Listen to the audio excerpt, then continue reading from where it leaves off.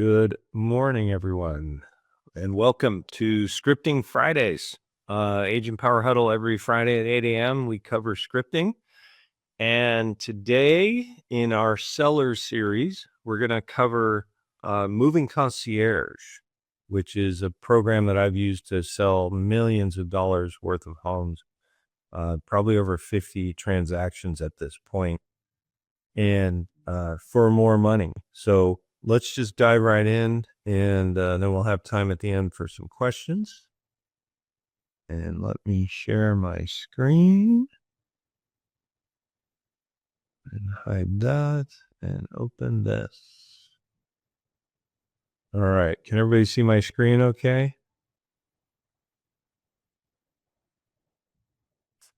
So if you're new here, my name's Laine. I'm a managing broker with eXp. I've been a designated broker here in the state of Washington for over 20 years. And I sold a lot of houses. So that's the experience that I draw from in order to talk about scripts and dialogues and all the tools that we kick around on this Zoom meeting every week. But today I wanted to focus on Moving Concierge. And Moving Concierge is a branding name. It's not a literal name. So I wanted to just kind of dig into what it means. You might have a different term that you use for this concept, or you may not be familiar with it at all. So I just want to kind of cover it soup to nuts. Some people call it pre-listing rehab, but basically it's getting a home ready for sale and potentially making improvements to allow it to sell for more. So depending on your resources and or the company you work for, they may or may not have a program for this. But I've been doing these pre-listing rehabs now for over 10 years. I was a general contractor. I've flipped homes for profit, and all of those skills and experiences come into play when I'm talking to a seller. So hopefully today you'll pick up some of the dialogues that I use in order to convert those sellers. But I like to use the term Moving Concierge because it has a deeper meaning and a broader description, because depending on, again, the resources and who you work for, I've done deals where we rehab their house, but we also paid for them to rent an apartment so that they could move out of the way and allow us to do the rehab. I've done, 6-figure rehabs. The biggest one I've done is over $300,000 rehab. The biggest one I've done a scope on was 1.6 million, but it didn't pencil. So we didn't end up proceeding with it, but that was a rehab of 9 units in a 9-plex. So again, the beauty of the program is if you do the work, does it deliver a return? Now we're going to talk about sort of what are some of the minimum returns that I tell people to expect in order to make it make sense to proceed, right? So at its core, it's making the home worth more so the seller makes more. And guess what? If your listing is a percentage of the sale price, you make more too, which is not a bad thing, right? I have one specific example in my listing presentation that the as-is value was $400,000.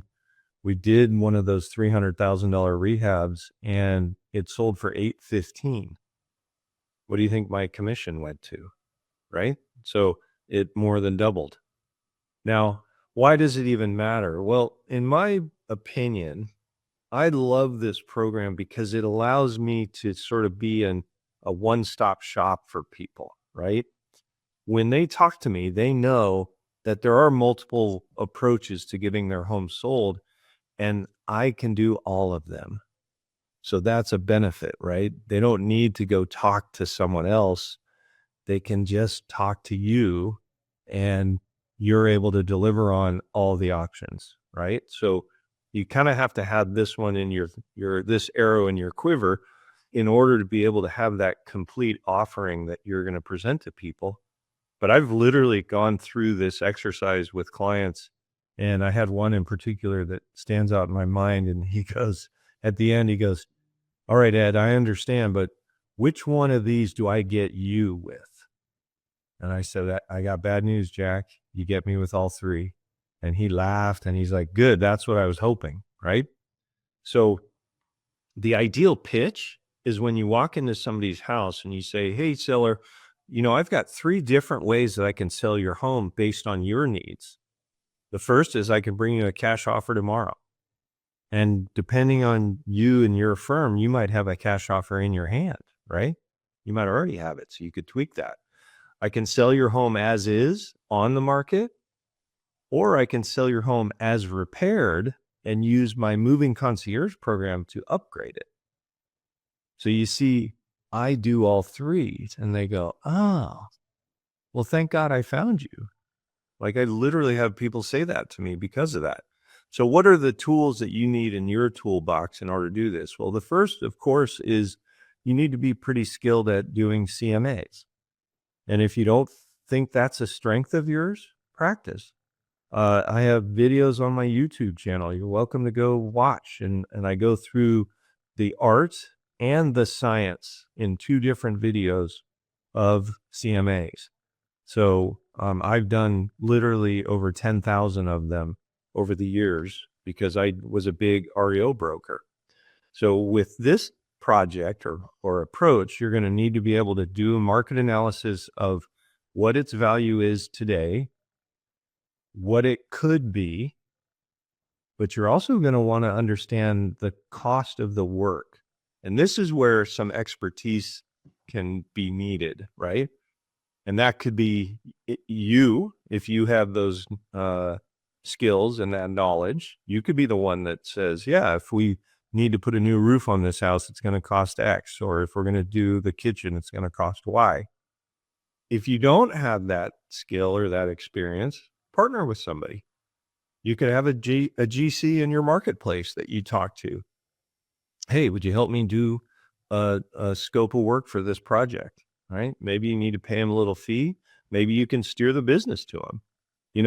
You can create your own moving concierge program. The key is the money. So either there are a lot of agents that fund these. There's also companies you can use that fund these.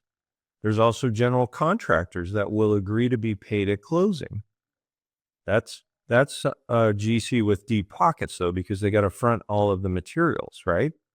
But figure it out and build it for yourself, or talk to companies like Curbio who do this on a national scale. See if they're in your market, right? Another tool that you could use for the scope of work is a website called Blue Hammer. How many of you have ever heard of Kelley Blue Book for cars? Well, Kelley Blue Book created a program for houses.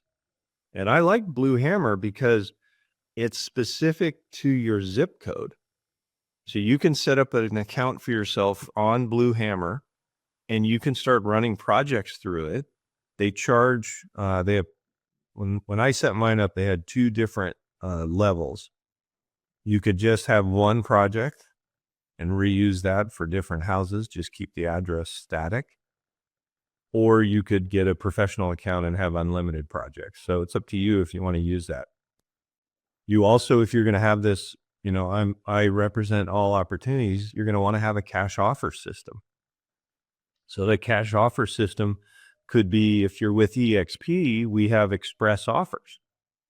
And I tell people we have a marketplace of hedge funds, and I'm going to put your home in there and get them to bid against each other. You see what that dialogue does to a consumer? It makes them think, oh, and if they bid each other up, I'm going to get more than market value.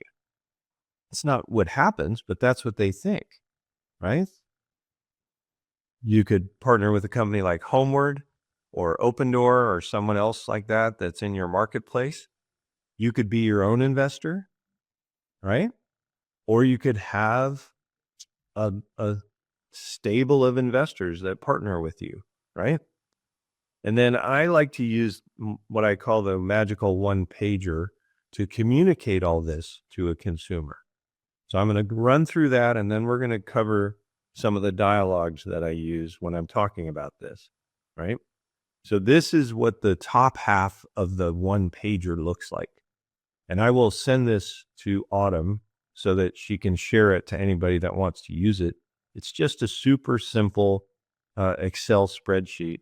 And the top half breaks out the 3 scenarios, right? Scenario 1 is the cash offer. I've labeled it as is off market. Then you have as is on market or on the MLS. And then you have as repaired. And then you just have to go through and estimate, okay, even if we're going to do it as is, there's still going to be some cleanup, maybe a little painting or whatever, and it's going to take us a couple of weeks. But if we do all that, it's going to sell for X, right? If we do a full rehab, how much is that going to be? And what will it then sell for? And how long will it take? And this, how long will it take part is important, right? Because if we're talking in August and it's going to take 8 weeks and now it's October, that might not be ideal. I had one last year where when they contacted me during the summer, they specifically said, we don't want to list it until after September. And before I could even say anything, they said, and we know that's a mistake, but we don't care because we have 2 daughters and they're both getting married in September. And we just don't want to deal with this at the same time. And I said, all right. So when I met with them, I'm always surveying the house to see if it's a moving concierge candidate. And unless it's turnkey, it probably is, either brand new or turnkey. If it's anything other than that, it's a candidate. So you can start doing this analysis. So when I was with them, I said, here's one thing to consider. Your house is dated in a lot of ways. So what I'm going to do is an analysis of what it would sell for as is and what it would sell for as repaired. And then tell you what the scope of work would be. And if it makes sense, I'll manage that project through the winter and we'll list it in January. And they were like, okay, that sounds great. So we did that. You want to know what the numbers ended up being? As is on that house, 1.7 million. Sorry, not cash. I'm pointing at cash. As is, 1.7 million. As repaired, 1.8 million with an $80,000 scope of work. And we put it on the market in January of 2024. And if you guys all remember, January, it was nuts. We had 400 people come through the open house. We got 11 offers and it sold for 1.995 million. So they could have listed in September for 1.7 and probably gotten it. But instead they authorized me to do $83,000 worth of work. And they got $295,000 more dollars. You see why that's a home run? That's how this works, right? Now, is that an extreme example?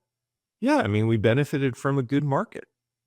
But still, and I'm going to talk about what are the minimum expectations for ROI so that you can speak intelligently to your consumer. But those are some of the possibilities. Now, the bottom half of this one pager, you got to imagine them connected, right? Is scenario 1 is the cash offer.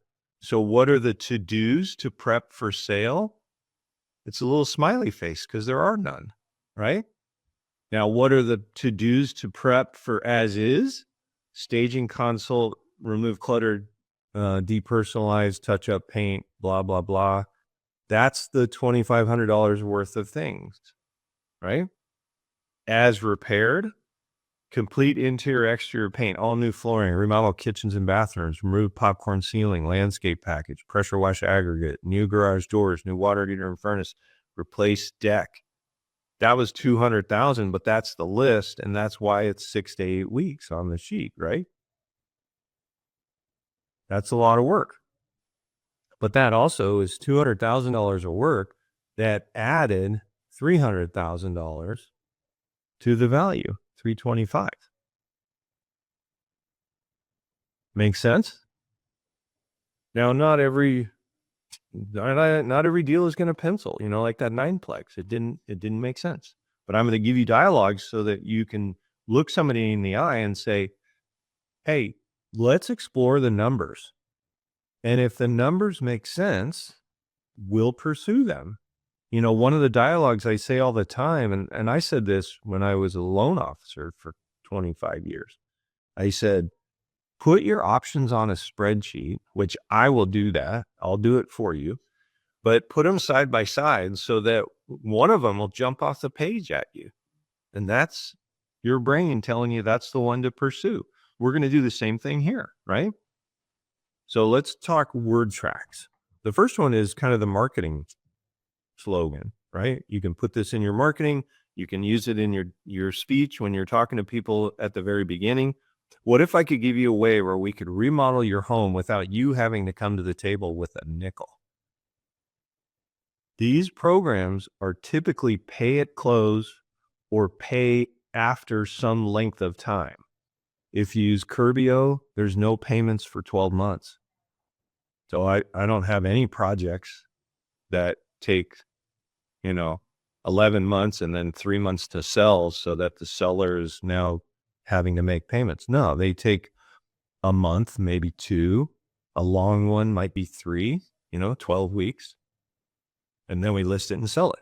So what if I could give you a way where you could remodel your home without you having to come to the table with any money? That's pretty powerful, especially when you're sitting in somebody's house that was built in 1970 and they're going, God, if only we could update this place. We know it would sell for more. Well, now they can, right? Scenario number 2. So now I'm in their house and they're looking at me going, now what, right? I tell them, so my job is going to be to put together all 3 scenarios for you. And the best part, you don't even have to make a decision on which one you want to pursue until you know all the numbers. That is liberating for a homeowner. You're telling them all these things and they're getting excited, and then they think, shoot, I'm going to have to commit and obligate myself to something probably before I know everything. Nope. I can get you the cash offer. I can get the scope of work. I can do all of this so that you can then decide which path you want to take. And they look at you like, that's friggin' awesome. That's when Jack, the guy I mentioned earlier, said, but which one comes with you, Ed? I said, all of them, Jack, right? How will I know if I should do it? This is the one where you tell them what the ROI should be. And I tell them like it's our rule. We basically have a rule of thumb. If I can't show you that these improvements will have a 40% ROI, then you shouldn't do it. Plain and simple. That's what I say, right? And if they're not, like, I've had people not know what ROI means, and that's okay. I have a degree in finance. I mean, it's easy for me, but not everybody knows that, right? So quantify it for them and use a number that's maybe in the ballpark, because now you're standing in their house. I'd go, if it doesn't have 40% ROI, then we shouldn't do it. So I'll look around and I'll go, if we spent 50,000, it needs to sell for 70 more. And if I can't prove that it will, then we should just sell it as is. So I make it sound like you're not having to make this significant decision. You're going to get data and be able to look at it and go, yeah, that's the best approach because the data tells me that, right? And there's nothing wrong with going through this process and finding out that there isn't any benefit to doing it. Another dialogue I use that's not on these slides, I'll say, I don't come to the table with any preconceived notion about which approach is best. I let the numbers tell me, because it's going to be the comps that tell us if we should rehab. The comps are going to tell us if we should sell it as is. And I'm happy to do that work for you. By the way, I'm not doing any of that work unless they hire me. So I get them to sign a listing agreement before putting in all this effort. right?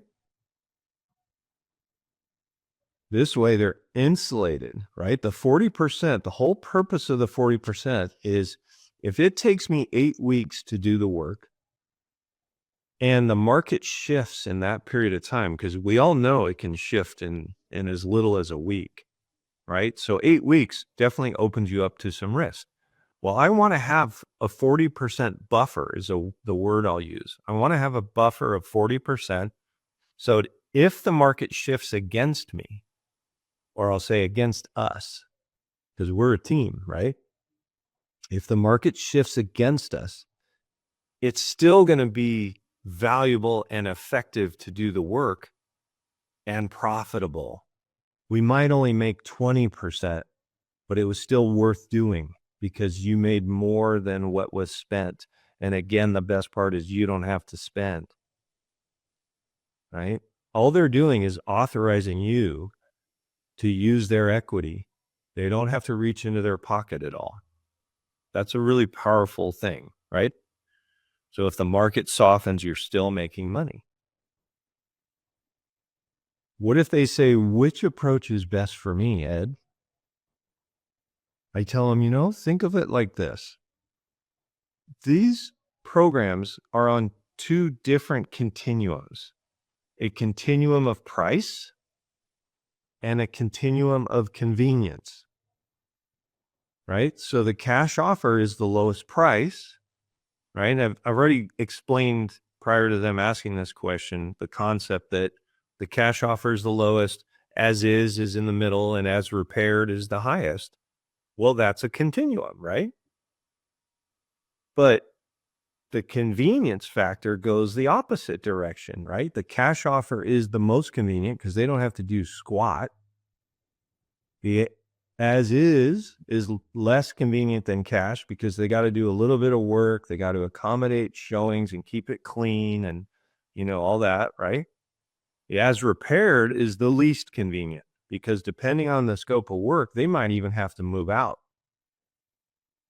So knowing that, it allows the consumer to be thinking of this from a perspective of, okay, am I willing to give a discount to the buyer in exchange for that convenience?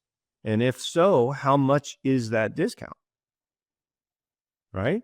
So the difference between as repaired and cash was 300,000 in that worksheet that I put on the screen a minute ago, right?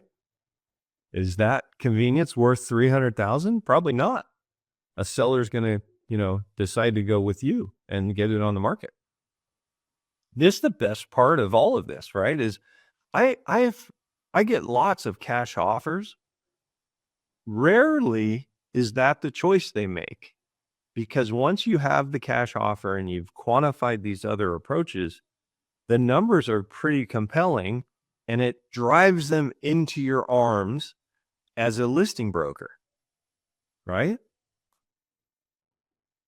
Bonus scenario, right? So here's a word track that you can use. If you build this program for yourself or have access to one, you now have a library of contractors that you can lean on. That image that's on the screen right now, those are all the tools that are in the trunk of my Mercedes. It's a video on my YouTube channel. In fact, it's the premiere video. I have more tools in my trunk than most contractors have in their F-150, from framing hammers to finishing hammers to, skill saws to sawzalls to you name it. So here's the dialogue. We do a lot of this sort of work. So we have over 200 subcontractors. So if you ever need a referral, give me a call. I probably got 4 or 5 of what you need. And if you want, I'll even tell you which one's my favorite. Right? Because when I say I got 4 or 5, the person who likes to get 4 or 5 bids that'll be music to his ears. The person who's like, just tell me one, will love that I followed up with, I'll even tell you who my favorite is. So both audiences are like, this is freaking awesome, right? I was at a listing presentation yesterday, not the presentation, but the preview. So A lot of times, depending on what kind of seller lead it is, I'll two-step it. And this was a two-step. So the first step is meeting with the seller, bonding with the seller, evaluating their timing and motivation, and evaluating the home and whether or not it's a moving concierge candidate, right? But as we're walking out, I noticed behind a bush, there was a piece of siding. And we've had a lot of windstorms. I'm in Seattle. I don't know if you guys heard about the bomb cyclone, but we've had significant winds for this winter. The bomb cyclone was in November. So I asked him, I go, did you know you have a piece of siding that came off your roof?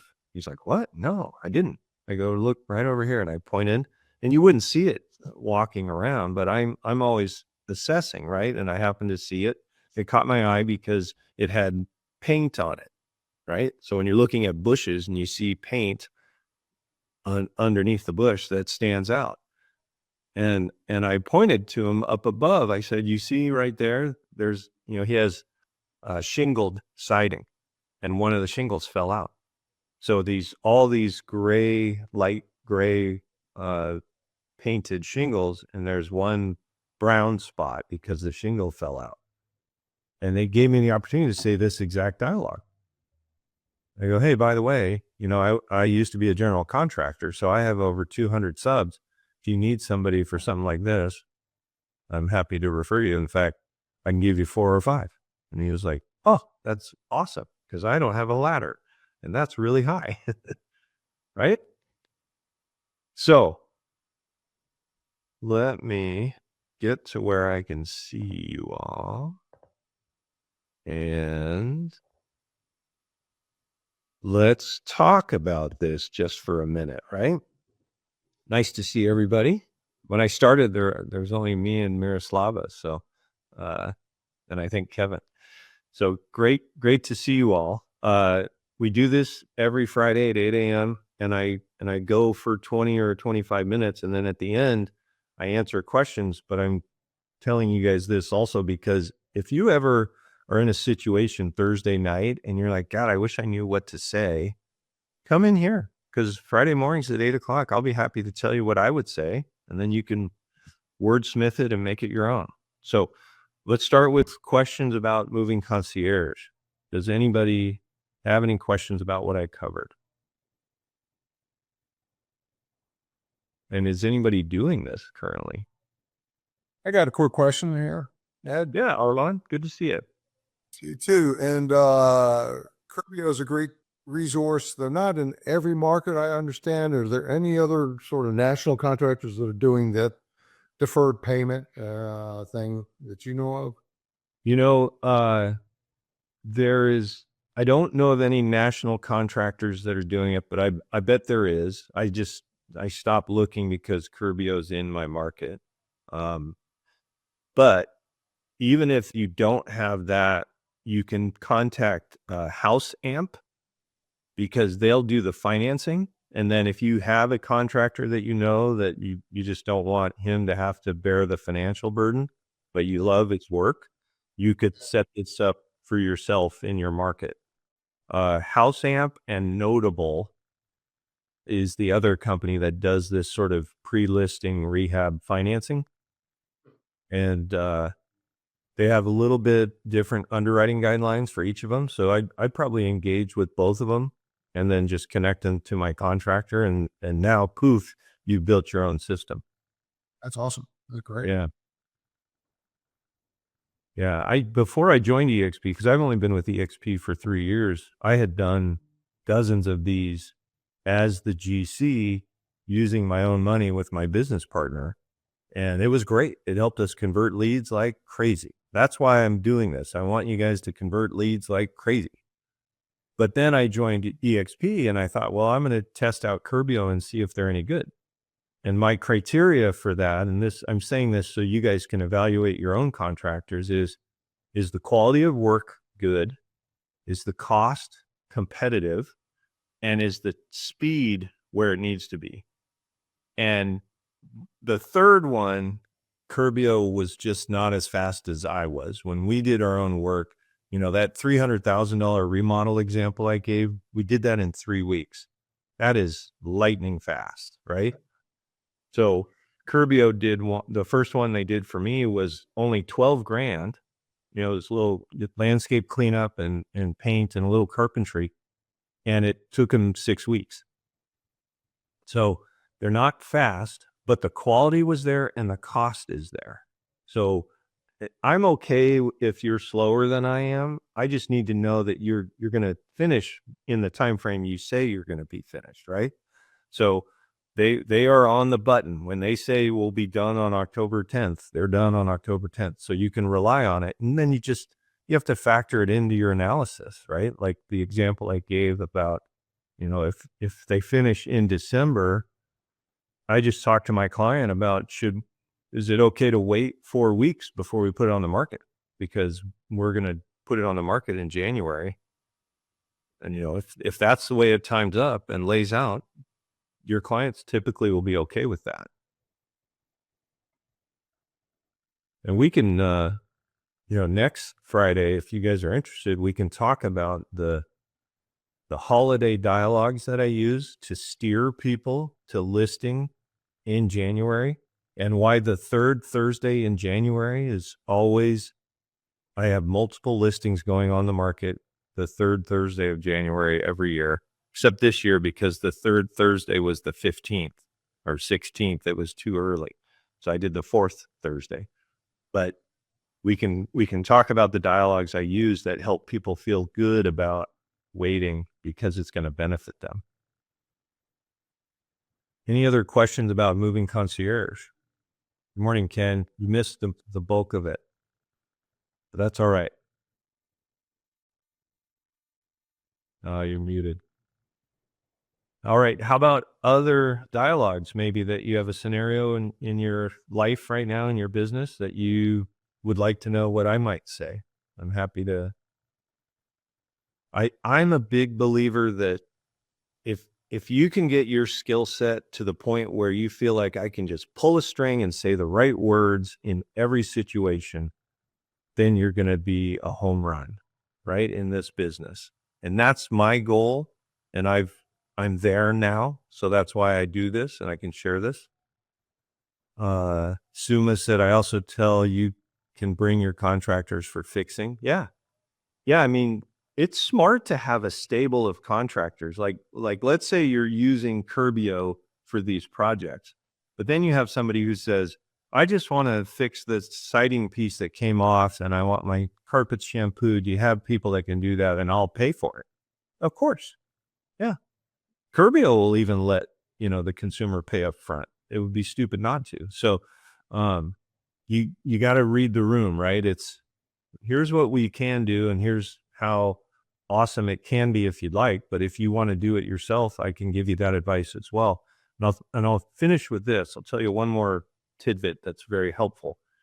It's a benefit for me and the people on my team to be able to tell a consumer, hey, you know, we flip homes for profit. You know, if you're on my team, you should say, my team leader flips homes for profit. So when I give you advice, it's not just the opinion of a realtor who thinks it might be a good idea to put carpets down. It's the advice of an investor who only does things that make him money. So when I give you that advice and we describe that scope of work, it's because it's the right things to do that are going to deliver the ROI that we want. You know, we use that dialogue also when somebody who says, this is all great, can I pick the colors? Well, you can have input, but remember that we're not picking colors that you like. We want colors that have broad appeal, right? So bespoke gray and different, one of the 73 shades of white, you know, things like that, so that a buyer can come into the house and not be, you know, driven away by your random purple wall or whatever, right? Light grays and whites and taupes are easily covered with new paint too. So a buyer who wants a purple wall will still come in and go, oh, that'll be easy to make that wall purple. Do I have a video on how to prepare the ROI? You know, I'm sure I do, Miroslava or Slava. I will try and dig it up. If you want to put your email in the chat, I'll find it and send it to you. And if I don't have it, I'll create it. Hey, Ed, on the ROI question, um, would you need to get Curbio involved to do the estimates before you actually can produce an ROI, or are you sort of just from experience throwing some rough numbers out there? Great question. Let me just copy down. Do you go by Miro or Miros? Miro? The answer to Steve's question is the process with Curbio solves all of this for you. So when I go and meet with a seller, I'm going to give them my opinion. And this is a dialogue I use. I go, hey, Steve, so here's the thing. We're going to put together a draft of the scope of work. And it's going to be pretty accurate because I'm a general contractor and I know how to do this and what they cost, right? But in the end, that's just going to be a draft. And if the numbers pencil, then we'll take it to the next step, which is Curbio is going to send a Matterport photographer to your house, and they're going to shoot one of those 360 photo images, right? The reason they do that is because now they can take accurate measurements from that 360-degree image, and they know how much flooring they need and how much paint is required and all this stuff, right? At that point, they're going to put together a final and full contract. Your client still hasn't hired them, hasn't made a decision, didn't have to pay for the Matterport. Curbio pays for that. But now they've got the actual numbers. And those numbers don't change unless they could, submit a change order, which I haven't had one yet because, we're not, we can open up walls, but typically we're not doing anything where a surprise could come up. But if it did, the client would be able to go, okay, now that I know that, and it's worth doing because Ed says by making that repair, it's going to add X dollars to the finished value, then they can do it. But that's the point. Once they've done the final numbers, that's when you get to go to your client and say, all right, which way do you want to go? We already know the cash offer number. We already know the as-is number. Now we have the final scope of work. You still could pick any of the horses. Which one do you want to do? But usually once you've kind of gone down that path, because it takes longer to get the as repaired scope, they're starting to buy into the as repaired approach as well. But they don't have to. Jack, the guy I mentioned earlier, he went with the cash offer when it was all said and done. So that's the beauty of this whole thing, right? It's all about, hey, I'm just going to cobble together all this information and you're going to make the decision. I'll give you one other dialogue that's really important. The most important part of this, Steve, I'll pretend you're my client, right? The most important part of this is that you and I are in agreement on what the effect of these repairs is going to be. So what I'm doing is I'm getting you to say up front that you were on board with the as repaired CMA. Because if it sells for something different, I don't want you to go, man, I trusted you, right? So it is very important that the consumer, the homeowner, is on board and agrees that, yeah, I can see that it's going to be worth X if we don't do it and Y if we do. So as long as that scope of work isn't any more than Z, let's do it. And we actually have a program, you guys can go to my YouTube channel for this as well, called the Color Picture CMA Tour. And it's a game that we play. And we walk them through the comps for both the as is and the as repaired. But it's amazing how this game retrains their brain and gets them to be realistic. So I strongly encourage all of you to watch that and use it in your own business, because whether you're doing rehabs or not, getting a seller to be realistic about list price is money.